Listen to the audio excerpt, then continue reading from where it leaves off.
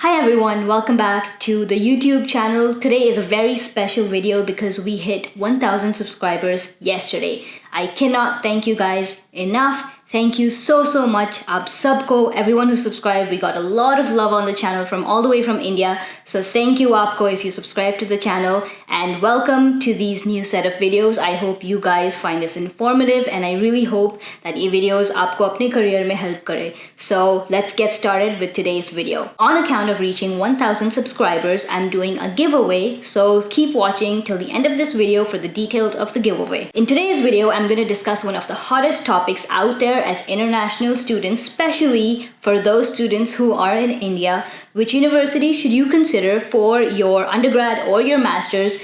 US versus Canada. Now, everyone who's writing their SATs or even has wrapped up their undergrad has this question in mind as to which place in North America is better to study. I get asked a lot in the comments below, so I'm going to finally answer this question for you guys. So now for me, something that helped me while choosing my dream university was making a pros and cons list. So in this video, I'm gonna take you through the similar process, and hopefully ye list aapko bhi help karegi in making sure you make a right decision as to which university is best suited for you. So in this video, I'm gonna break it down into 5 parts. 5 different factors that should go into your decision of which university you want to choose. The first one is going to be the university ranking. The second one is going to be cost. The third one is going to be the immigration process. The fourth is going to be the job market. And the fifth one is going to be permanent residency. So without any further delays, let's get started. So university ranking. Now, before we jump into conclusions and say that since all the Ivies are in the US and it's the best place to study, end of story, hold on. It's really important that you look into which particular department is good in a university. Now, for example, when I was applying into Cornell, even though the Cornell world ranking is between 10 to 15, I got accepted into some colleges which fell even between 1 to 10.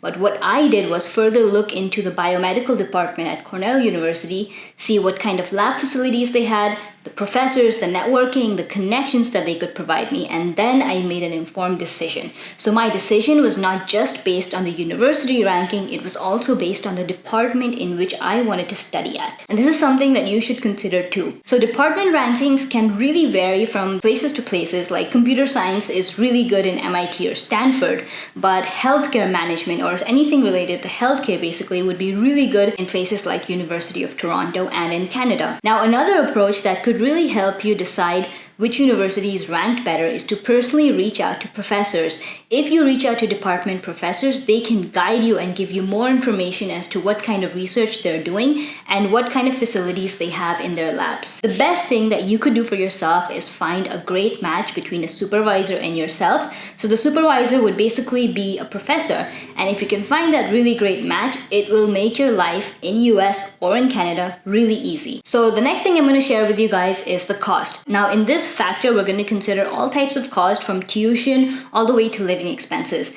But before I get started, I know that there's a variety of audiences out there, and since we're comparing 2 different countries, so I'm going to use US dollars while I'm speaking, but on the screen you'll see the conversions for Canadian dollars and Indian rupees. So the first thing in cost would be your tuition fee. This would be something that you look at when you're just filling out the application, right? Because you would want to know how much this whole project is going to cost you.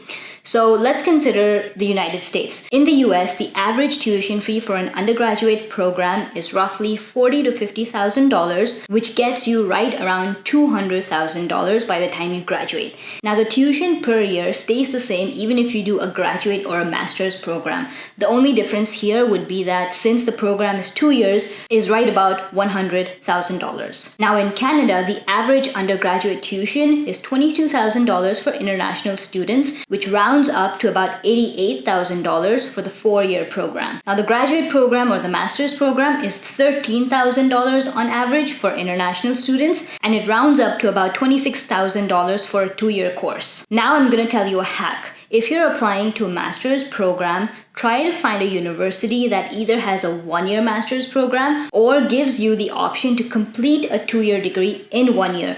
What this is going to do is, I know it's going to be a really rushed and hectic and stressful time for you to cram all of those courses and study all that. But what this is going to do is it'll help you save 1 year's worth of tuition. So if you're studying in the US, you'd be done with a master's in $50,000. And if you're studying in Canada, you'd be done with your master's in $13,000. That's just a great tip to save some money. Now, with all these numbers, I didn't even talk about living expenses, and it already sounds so much. But I don't want you to get scared, because there's a lot of ways that you can financially support yourself once you're actually in a college. Firstly, you can get merit-based scholarships, which you can get right when you get admitted, depending on your scores, your statement of purpose, and all that stuff. As I've mentioned in my previous video, your personal statement is a really, really good way to showcase your talent and get those merit-based scholarships. And other things that you can do is get a TA, an RA, a co-op position, basically work on campus once you're studying, so that you can at least take out the money for your living expenses. Now that's done with the tuition fee part of things. Now let's look at living expenses. Although some articles point out that the cost of living is pretty much the same between US or Canada, I think this is untrue as a student, and here's why.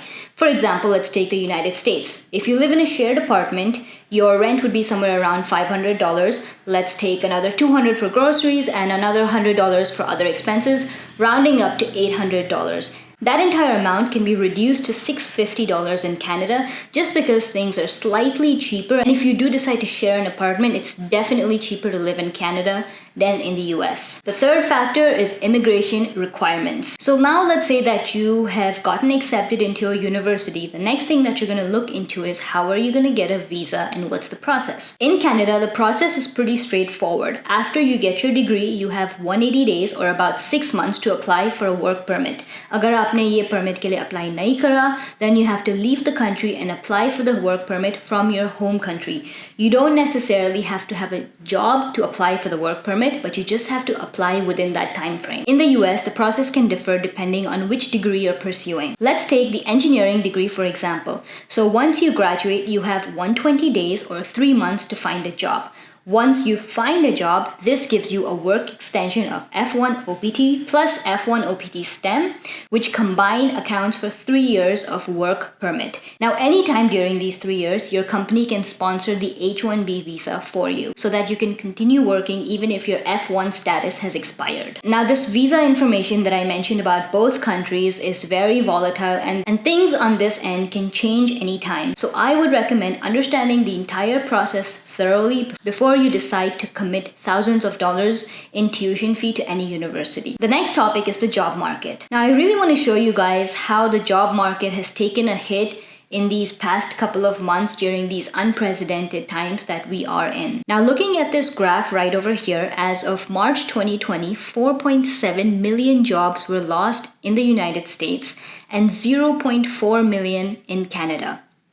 Of course, these numbers would be more now, but this gives you a rough idea as to what the job market state is in both the countries at the moment. Clearly, it's not that great. According to the US Bureau of Labor Statistics, the unemployment hit 14.7 million in April just in the United States. Although the job market took a really big hit this year in both countries, since the economy is reopening, so are jobs, especially in the field of science and technology. Some companies have adopted an extended work from home policy, but that hasn't stopped them from hiring new graduates. Now let's talk about the salary differences between Canada and the US. There are a couple things to consider here.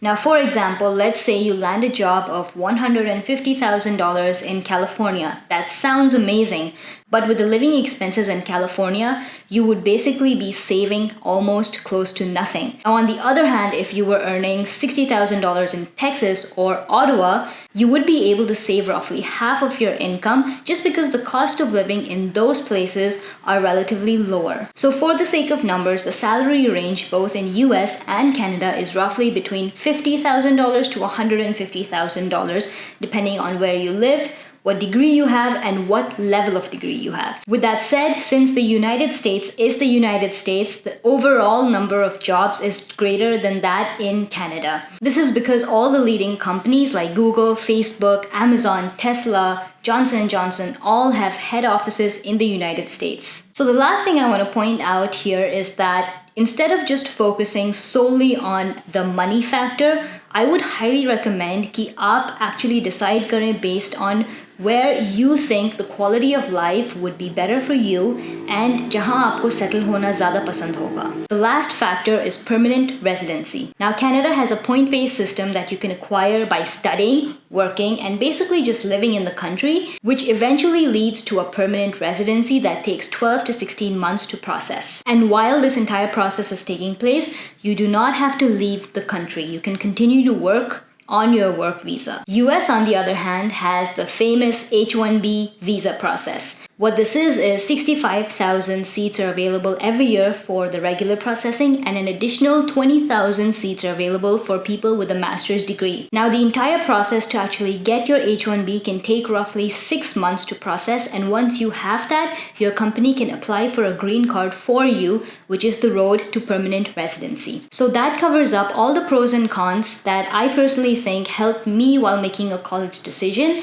And as to what I think which country is better, well, it really depends on which degree you want to pursue and what your long-term goals are in terms of settling down. So make sure you consider all of these 5 factors, the ones that I mentioned in this video, and make an informed decision. If you guys have any doubts, please feel free to leave them in the comments below. And once again, thank you so much for the 1,000 subscribers on the channel. The giveaway that I'm going to be doing is going to be randomly choosing 4 different people. 2 people will receive $50 each, and for the other 2 people, I will personally take a look at your statement of purpose or your resume and review that document for you to help you in your college application. Now, the details to enter into this giveaway are going to be in the description below or towards the end of this video, but make sure that you follow all the instructions accurately. I'll be posting the winners of the giveaway going to be on my Instagram as well as YouTube, so make sure that you're following me on Instagram and subscribe to me on YouTube so that you don't miss who the winners are. Now, the last thing that I want to mention is over the past few days, I've been getting so many messages from you guys. First of all,